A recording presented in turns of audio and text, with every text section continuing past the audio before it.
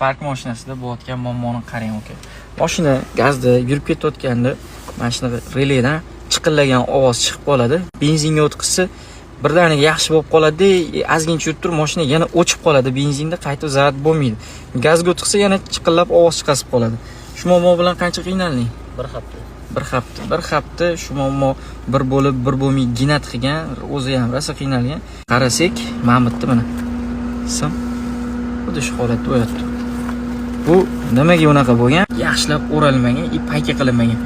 Mana ahamiyat bersanglar, mana Mamut ismi ham ochilyapti. Bu kontakt slaviy bo'lganning hisobiga relay bir ishlab, bir ishlamay ginat qilgan. Iloji boricha benzin nasosga relay qo'yayotganda payka qilib qo'yinglar. Inshaalloh mana shu relay ancha vaqt xizmat qilib beradi. Shunga o'xshagan muammo bo'lsa, birinchi bo'lib mana shu relayni ko'ringlar, chunki relay kontakti qizib qolsa ham mana shunaqa muammo bo'lishi mumkin. Shunaqa foydali videolarni yo'qotib qo'ymaslik uchun обязательно подписка bosib qo'yinglar.